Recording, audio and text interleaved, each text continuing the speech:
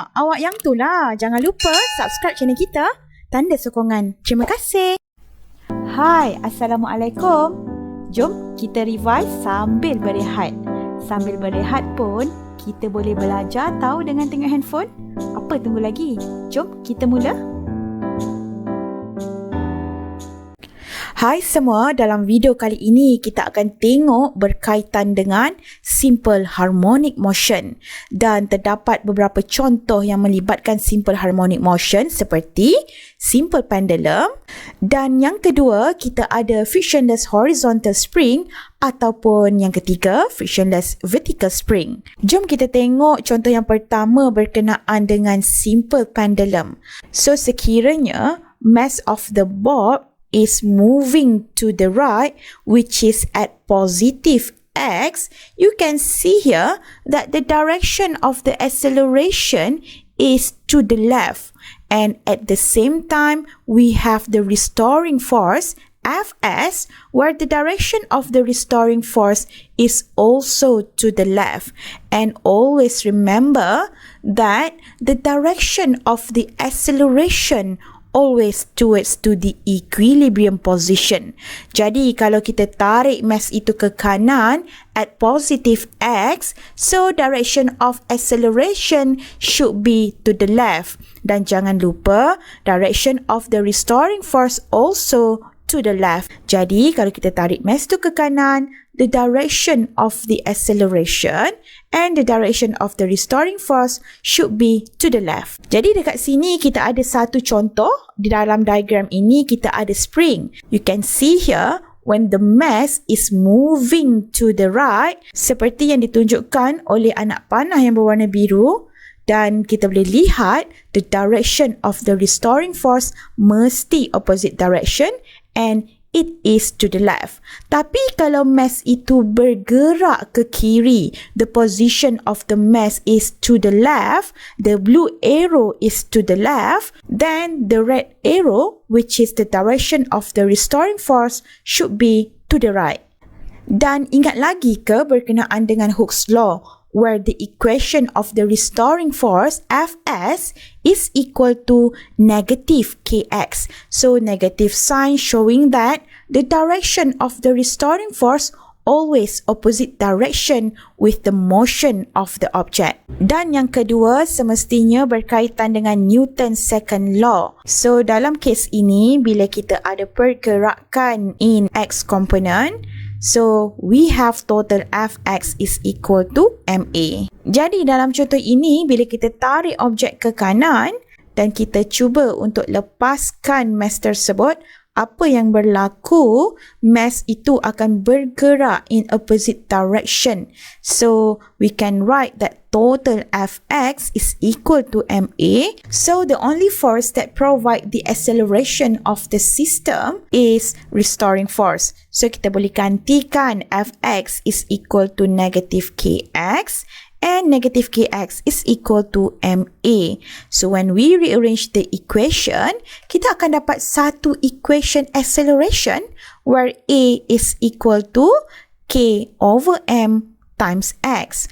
So based on this equation, we can see here that k over m is a constant value where k is a spring constant and m is the mass of the object. Dan seterusnya kita boleh nampak di mana acceleration is directly proportional to displacement x. That's mean when x is larger, so the value of a also larger.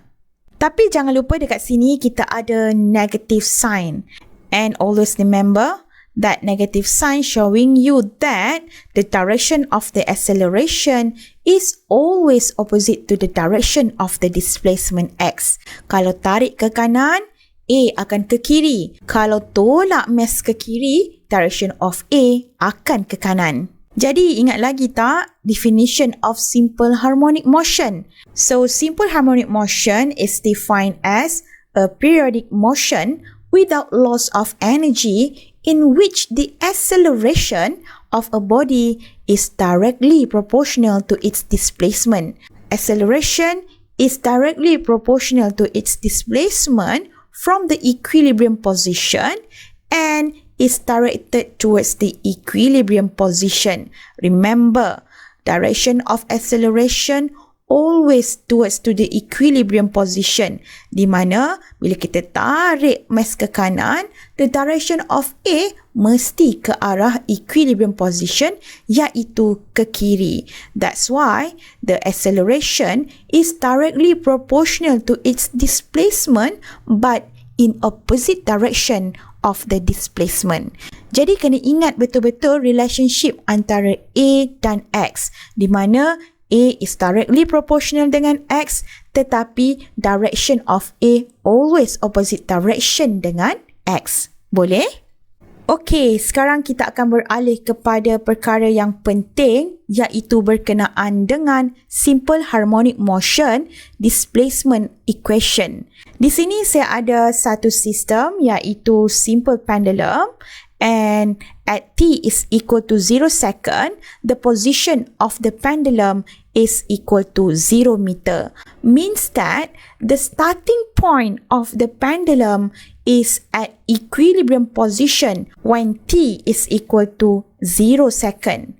And let's say when we start the time, the pendulum is moving to the right and reach the maximum displacement, which is positive A. Dan ingat lagi ke, maximum displacement kita panggil sebagai amplitude. Jadi bila pendulum itu telah bergerak ke kanan, so dia akan kembali ke equilibrium position and then akan meneruskan perjalanan ke negative A dan kemudian akan kembali semula ke equilibrium position.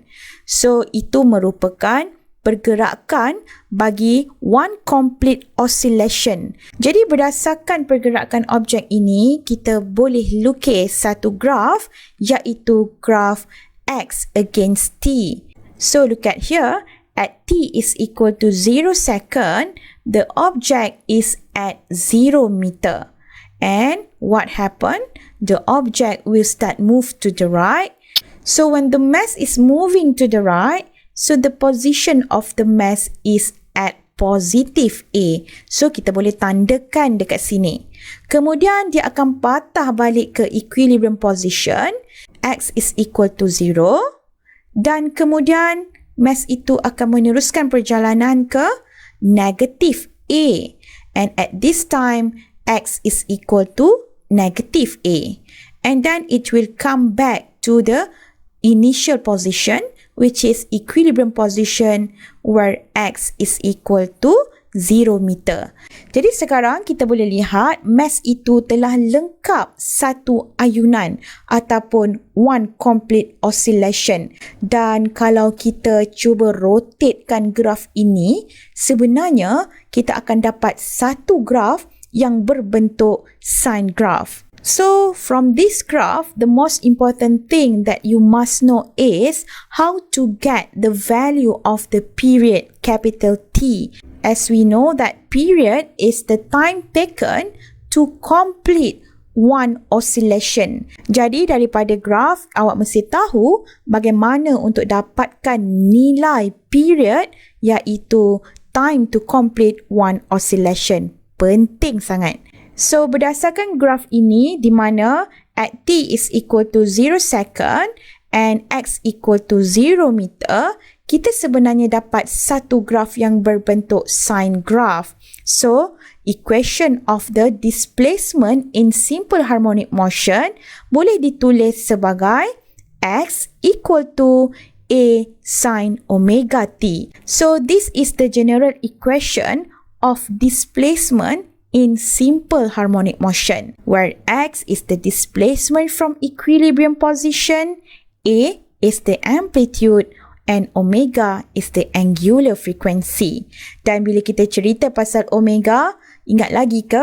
Formula untuk cari omega is equal to 2 pi over t, where t is the period or time to complete one oscillation. Dan angular frequency juga boleh dikira menggunakan equation omega equal to 2 pi f, where f is the frequency. Jadi itu saja untuk video kali ini. Jangan lupa untuk tengok part 2 berkenaan dengan short notes animation untuk chapter 9. Jumpa lagi. Assalamualaikum. Bye-bye.